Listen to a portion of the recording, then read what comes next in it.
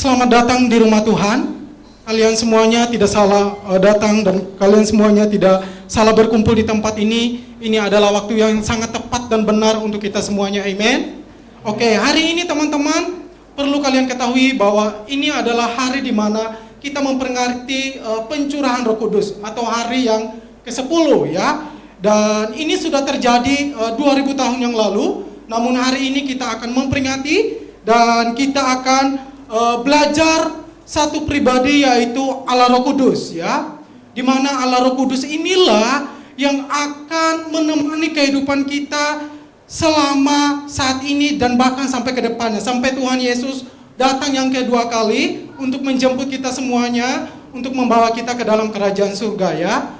Jadi hari ini kita akan belajar tentang penuh atau dipenuhi Roh Kudus ya. Dan mengenai tema hari ini ada dua hal saja yang saya pengen sampaikan.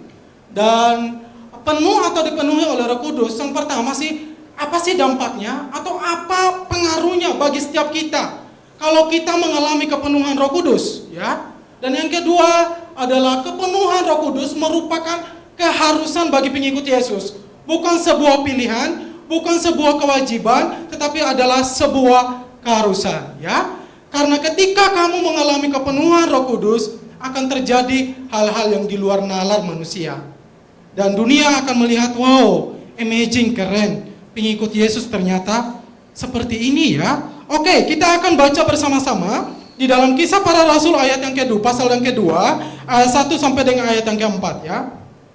Kisah Para Rasul 2, ayat 1 sampai 4, bunyinya demikian. Ketika tiba hari Pentakosta, semua orang percaya berkumpul di satu tempat.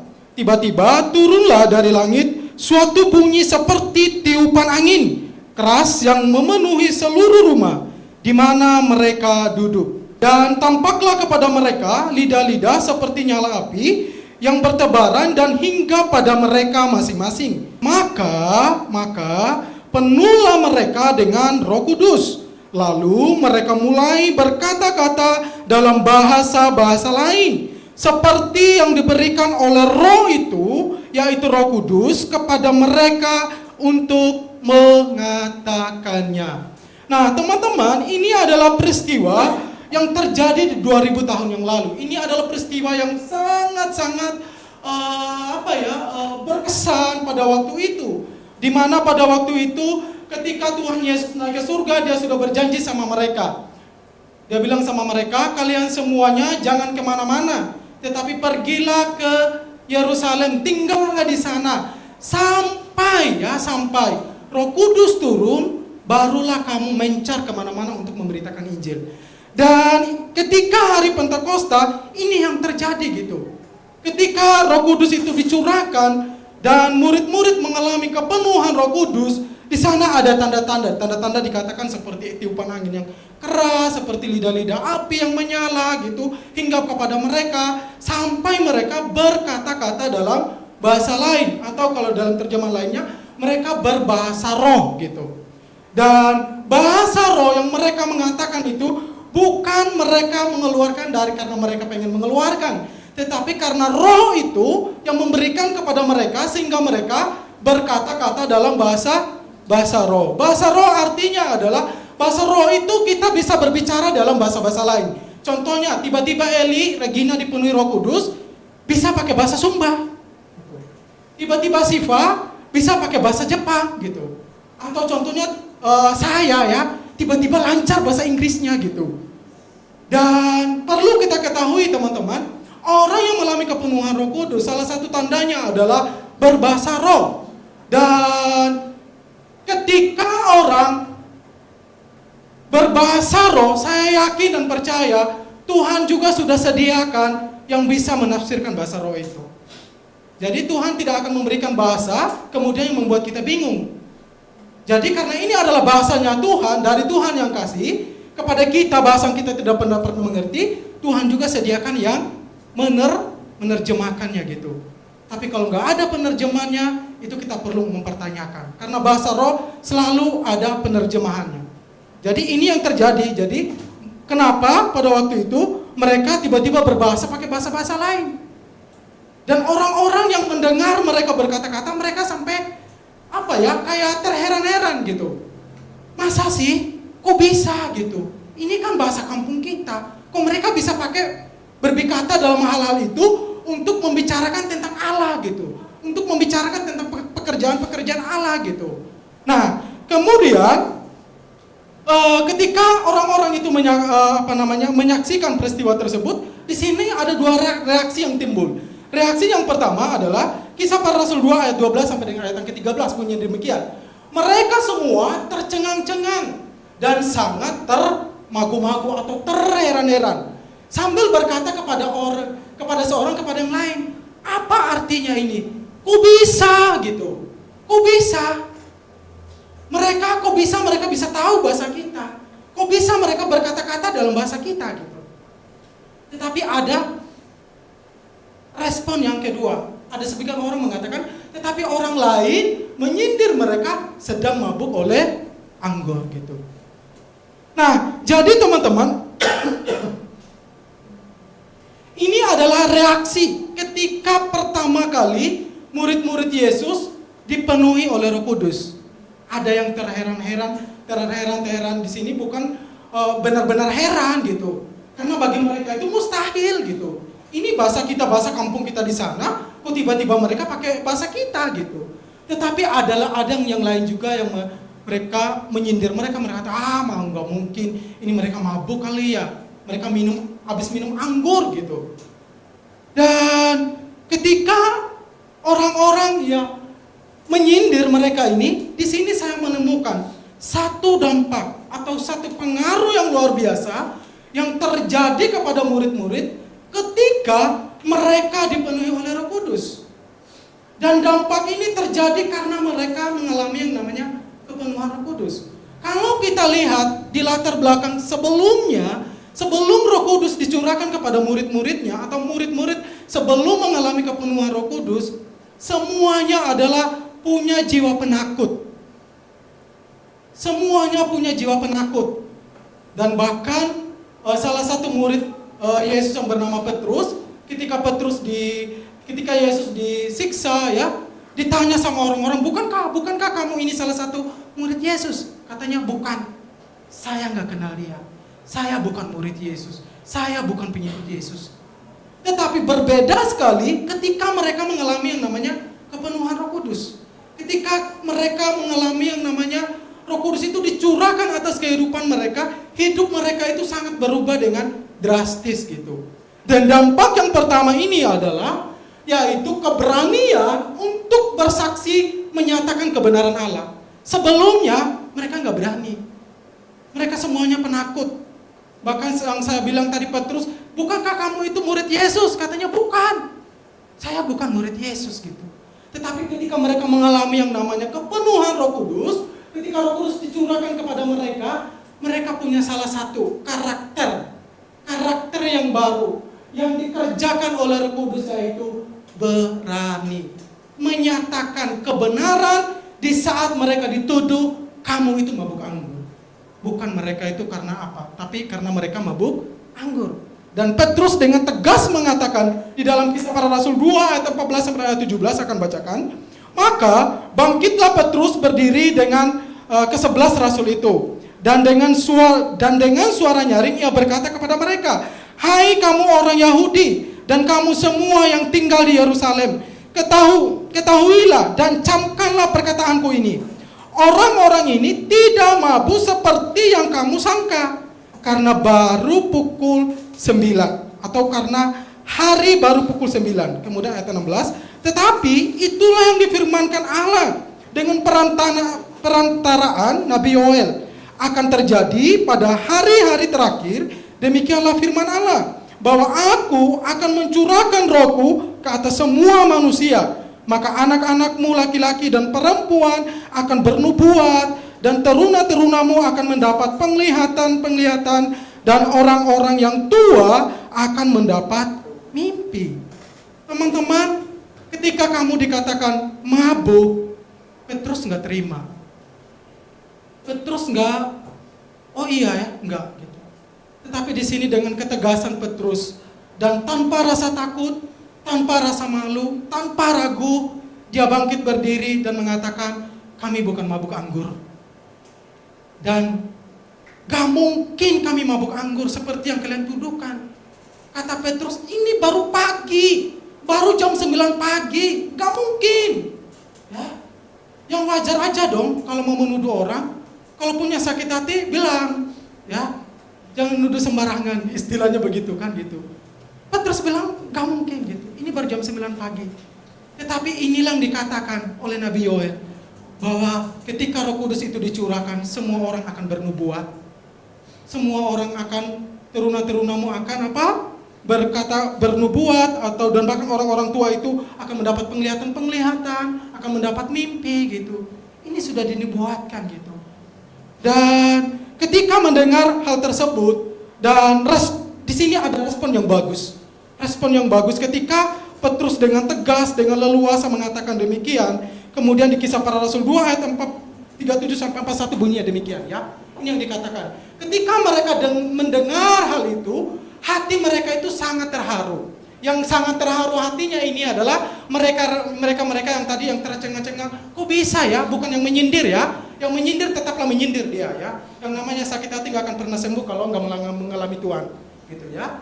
Lalu mereka bertanya kepada Petrus dan rasul-rasul lain, apakah yang harus kami perbuat, saudara-saudara? Wow, amazing grace.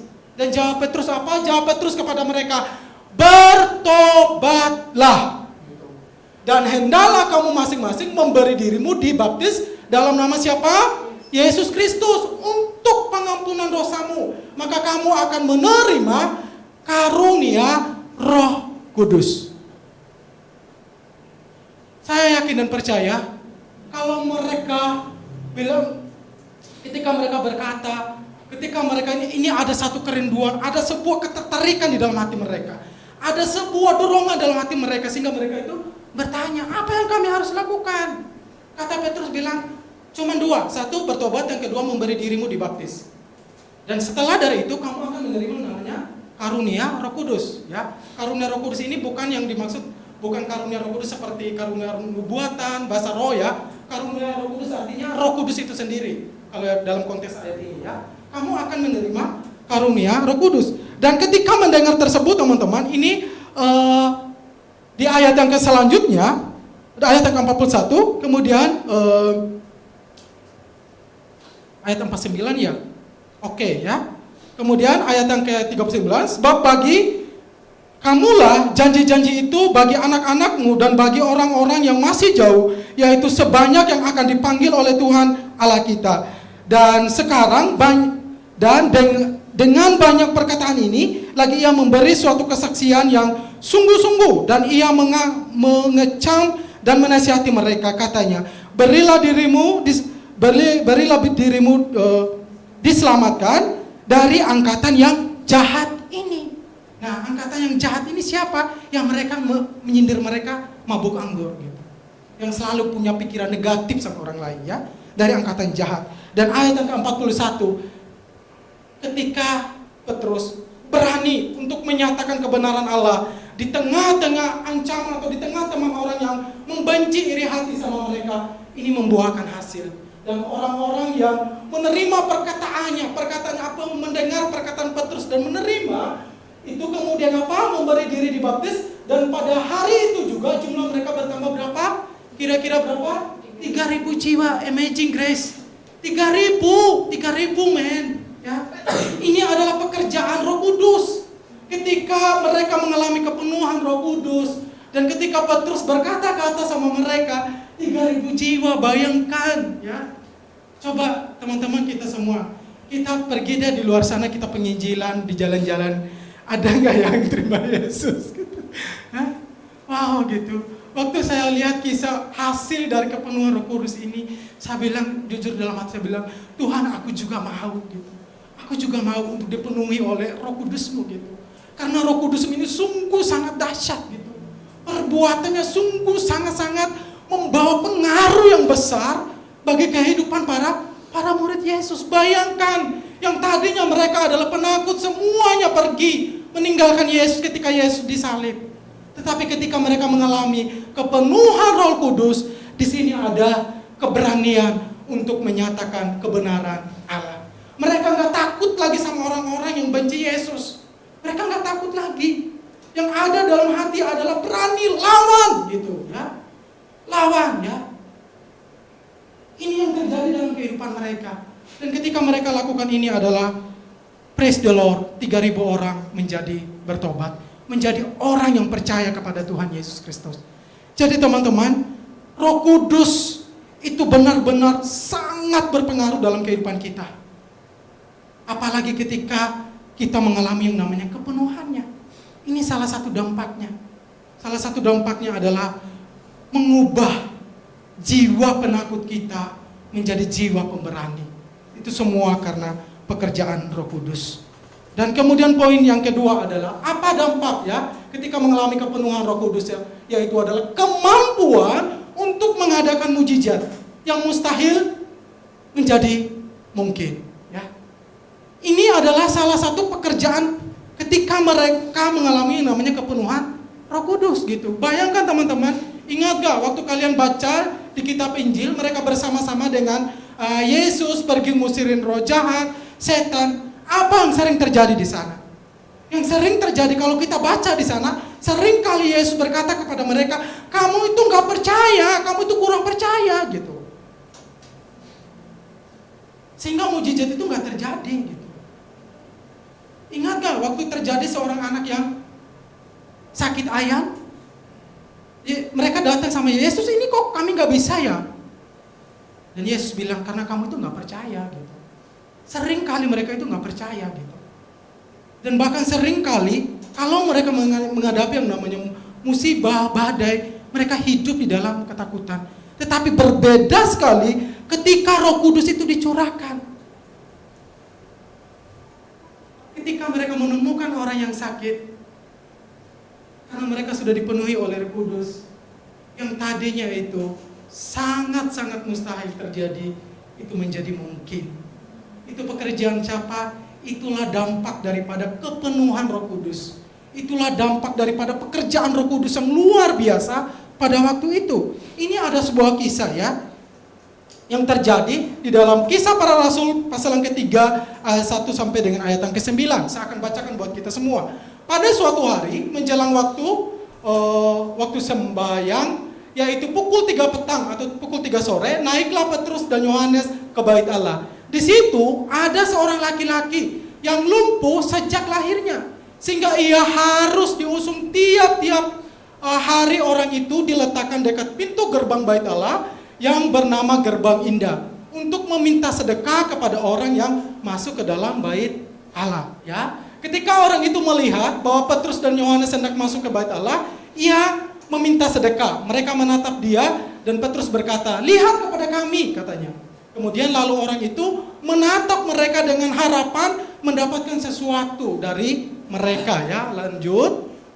Kemudian tetapi Petrus berkata, "Emas dan perak tidak ada padaku, tetapi apa yang aku punya, atau dalam bahasa sehari-hari yang aku punya saat ini hanya satu, yaitu kuberikan kepadamu demi nama Tuhan Yesus Kristus, orang Nazaret itu, berjalanlah." Dan Dan terjadi adalah, lalu ia memegang tangan kanan orang itu dan membantu dia berdiri. Seketika itu juga, kuatlah kuatlah kaki dan mata kakinya orang itu. Kemudian, ayat yang ke-8, ia melonjak, berdiri, lalu berjalan kian kemari dan mengikuti mereka ke dalam bait Allah. Berjalan dan melompat-lompat serta memuji Allah. Seluruh rakyat itu melihat dia berjalan sambil memuji Allah. Keren gak teman-teman? Ya. Ketika ada orang yang sakit, lumpuh gitu, gak berdaya. Kalau teman-teman baca di ayat selanjutnya, tahu gak umur dia itu sudah berapa tahun ketika dia bertemu dengan Petrus dan Yohanes? Udah lebih dari 40 tahun. Bayangkan sejak lahir lumpuh gitu, gak bisa berjalan ya. Dan dia udah tua. Tetapi ketika dia ketemu dengan Simon Petrus, dan Petrus berkata, aku punya cuma satu, yaitu nama Yesus orang Nazaret. Dan ketika dia mengatakan demikian, ketika saat itu juga orang itu menjadi apa? Sembuh. Dan ketika orang yang sembuh itu dia berjalan kian kemari saking bersukacitanya. Wow, gini Kang disebut dengan berjalan. Selama ini cuma digotong, diangkat gitu. Sudah tua, tetapi ketika dia mengalami mujizat Tuhan, ketika dia sembuh, dia sangat bersukacita sekali. Dan itu bukan hanya terjadi antara Petrus sama orang itu, semua banyak orang menyaksikan. Ini adalah sebuah kisah nyata. Ini adalah sebuah hal yang benar-benar terjadi pada waktu itu. Jadi teman-teman, ketika mereka mengalami kepenuhan Roh Kudus, di sana ada kuasa yang bekerja di dalam kehidupan Petrus dan Yohanes, sehingga yang sakit bisa jadi apa? Sembuh. Teman-teman rindu nggak kalau kita berdoa terus orang-orang yang sakit tiba-tiba bangun sakit, dari sakit terus sembuh? Saya senang sekali loh. Sewaktu saya baca renungan kisah ini, oh Tuhan, keren sekali ya. Kayak seperti lebih dari superhero ya gitu. Tiba-tiba orang itu tahunya ini dia sakit, udah tua, terus tiba-tiba saya doain dia bangkit berjalan. Wow, amazing ya gitu. Keren sekali ya gitu. Dan inilah yang terjadi pada waktu itu.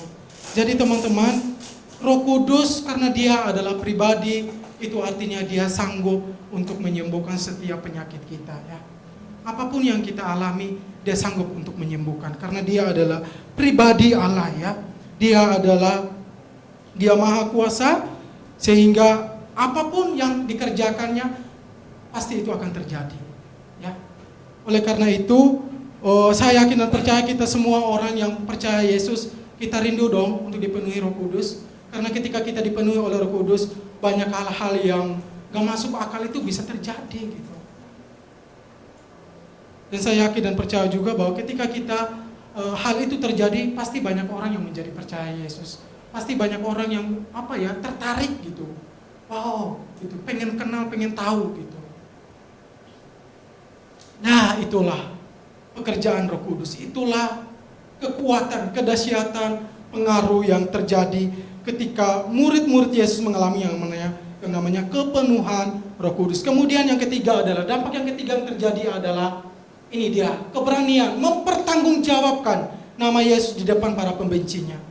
Teman-teman, kalau kita lihat ya, di saat-saat ini, di luar sana, kalau kalian baca berita, banyak orang ketika ditanya itu nggak mengakui kalau mereka itu pengikut Yesus gitu. Mereka itu nggak mengakui kalau mereka itu adalah orang Kristen gitu. Tetapi ketika saya melihat hal ini, ketika Petrus dan Yohanes dan rasul-rasul lainnya mengalami yang namanya kepenuhan Roh Kudus, mereka itu bukan hanya menjadi murid yang seperti yang dulu meninggalkan Yesus, dan bahkan mereka mengatakan, aku nggak kenal gitu ya, aku bukan murid Yesus. Tetapi di sini sangat berbeda. Di sini ketika mereka mengalami kepenuhan Roh Kudus, mereka menegakkan nama Yesus di depan para pembencinya. Mereka berani untuk mengatakan nama Yesus di depan para pembencinya.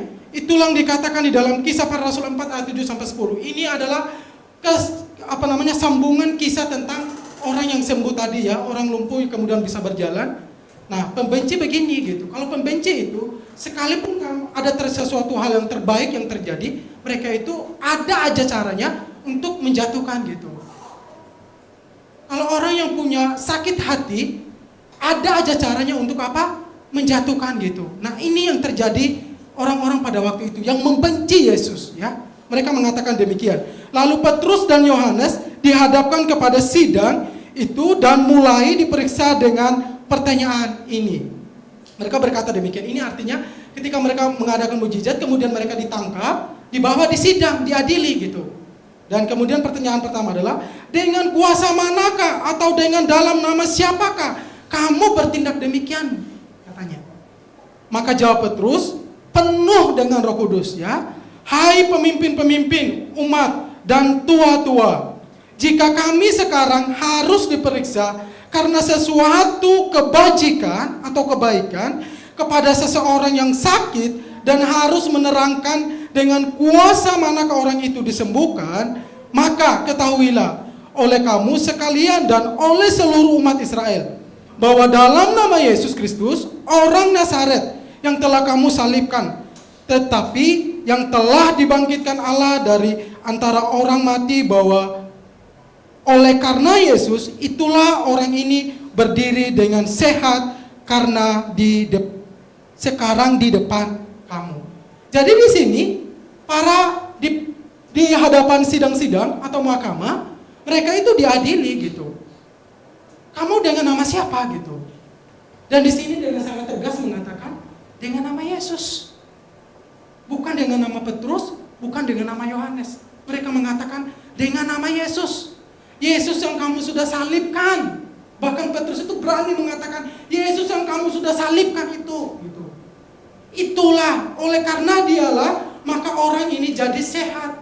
Orang ini jadi sembuh gitu. Di sini mereka sama sekali nggak takut. Sekalipun mereka di hadapan pembesar-pembesar para tua-tua yang membenci mereka sama sekali nggak takut. Mereka berani mempertanggungjawab artinya mengakui bahwa karena Yesuslah orang ini menjadi sembuh. Itu karena siapa? Karena pekerjaan Roh Kudus kepada mereka.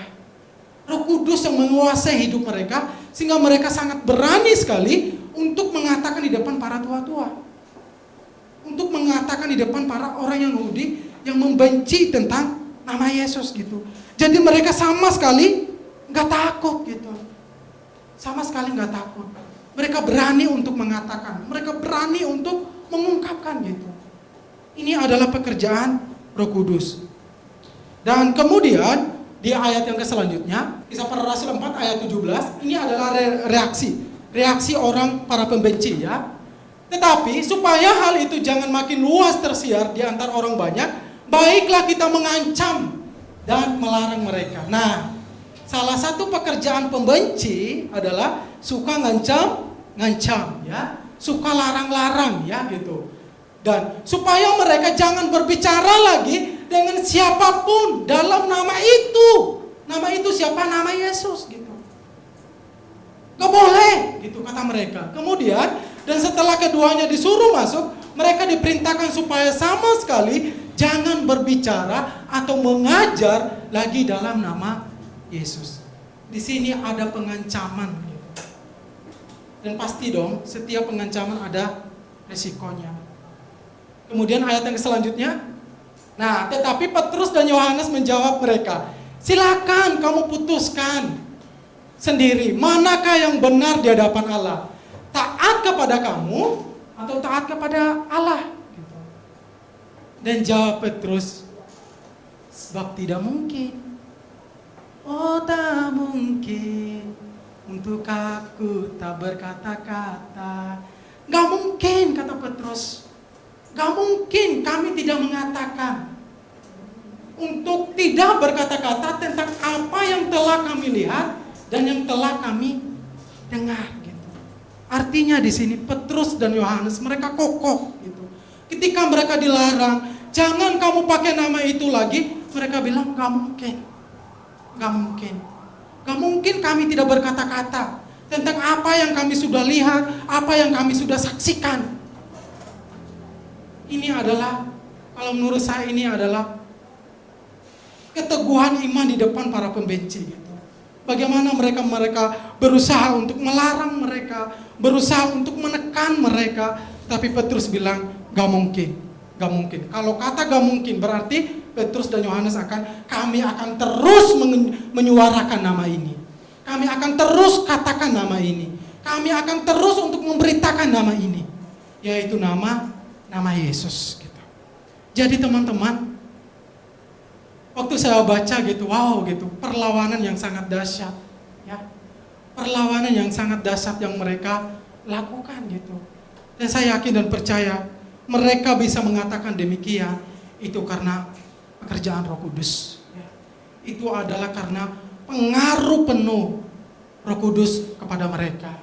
Kalau bukan itu, saya yakin dan percaya mereka gak akan bisa untuk berkata demikian, untuk bilang gak mungkin gitu. Tetapi karena ini pekerjaan Roh Kudus, mereka bisa nantangin mereka, bisa lawan mereka. Dan apa yang terjadi teman-teman? di kisah selanjutnya adalah, poin yang keempat adalah ini, masih kisah selanjutnya adalah keberanian untuk memberitakan Injil tentang Tuhan Yesus Kristus.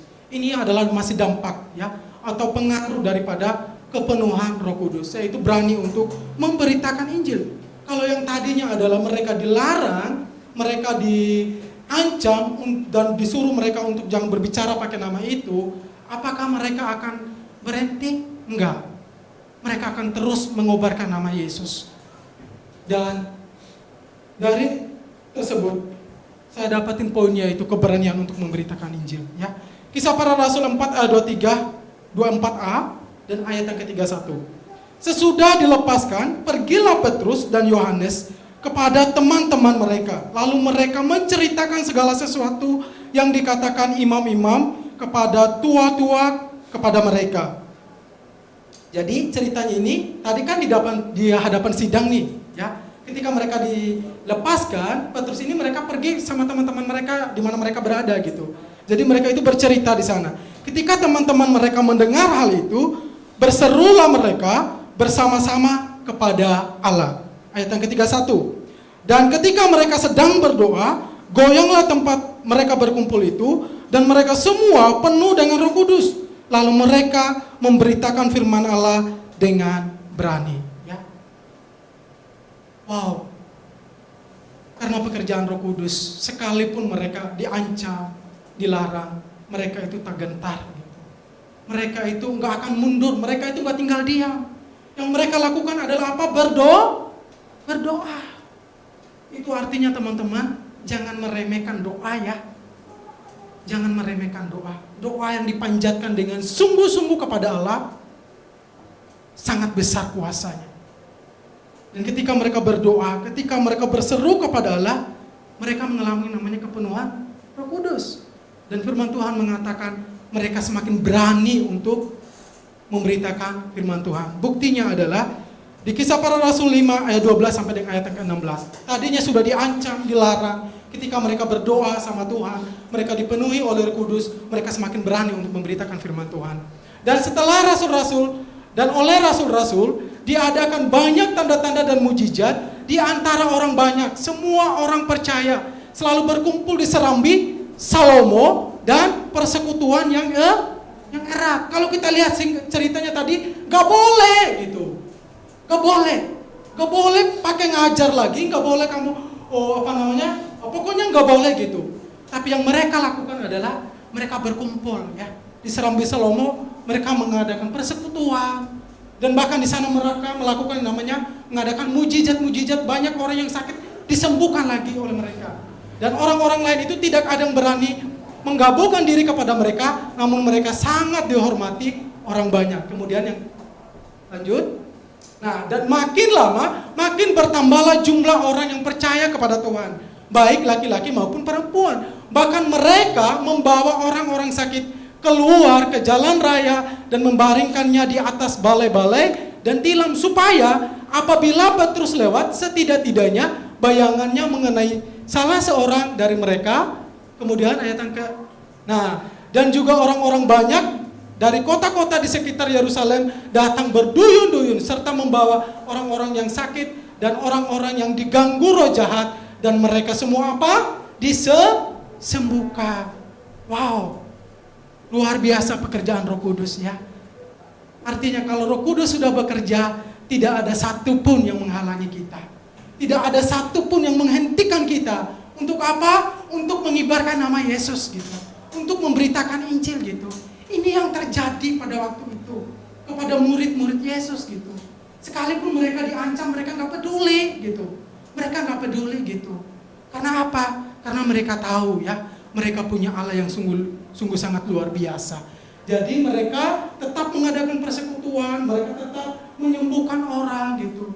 Dan bahkan dasarnya ya, hanya pakai bayangan aja, dikenal sama orang bayangan Petrus, sembuh loh gitu. Saya baru tahu, ternyata beberapa tahun yang lalu di Sumba sering ada KKR.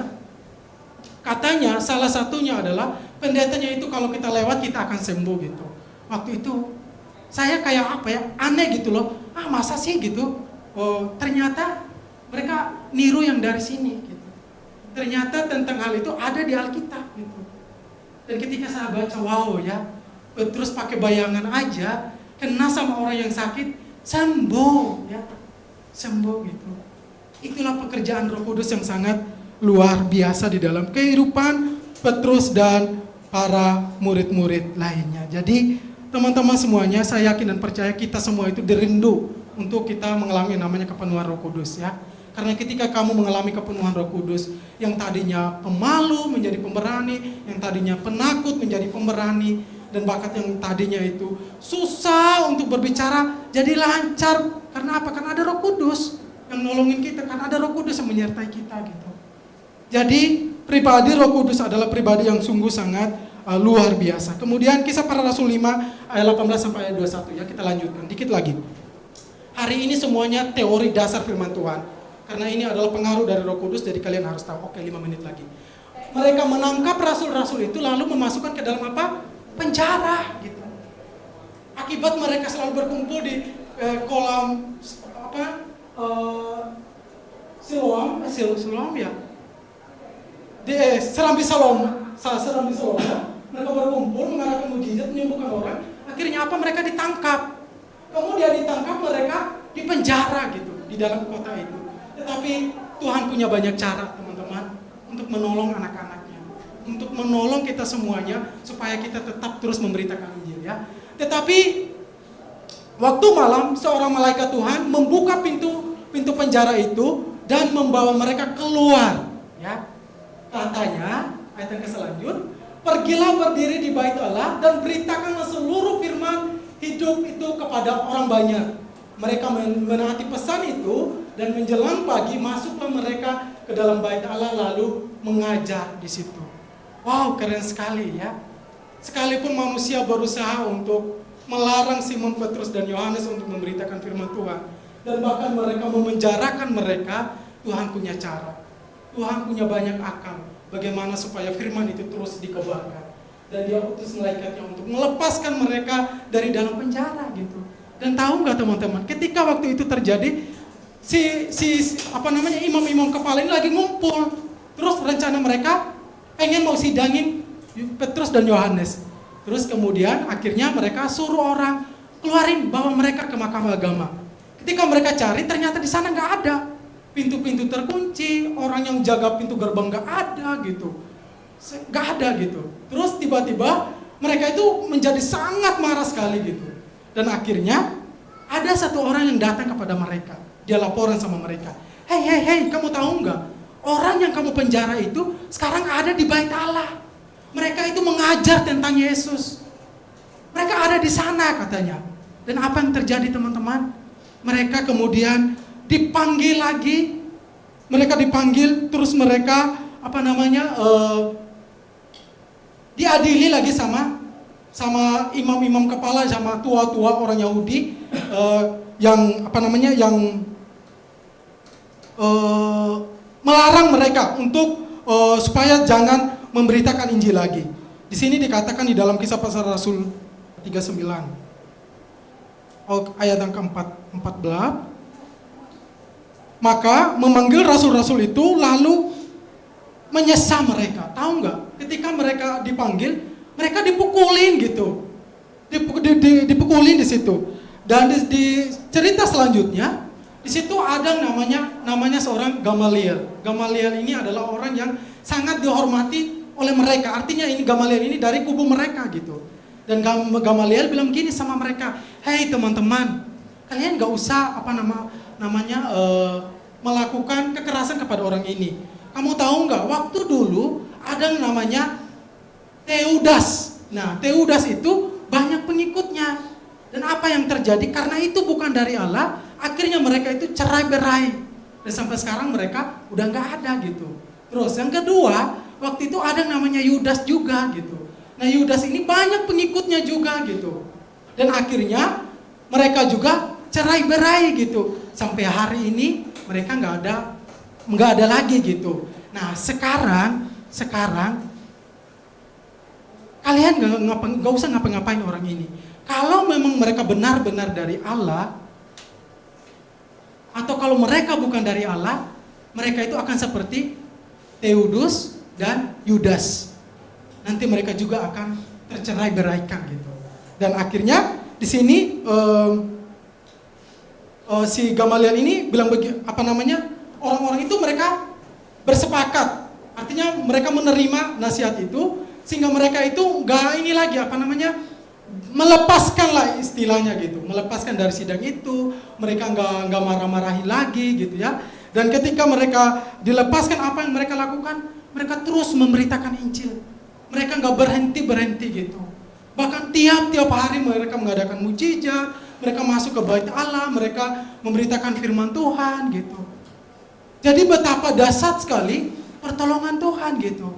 Sekalipun orang-orang itu kan mabuk anggur, tetapi penuhlah dengan Roh Kudus. Jadi teman-teman, ketika kita mengalami kepenuhan Roh Kudus, saya yakin dan percaya apa yang dialami oleh Petrus dan Yohanes, perubahan-perubahan tersebut pasti itu akan terjadi di dalam kehidupan kita.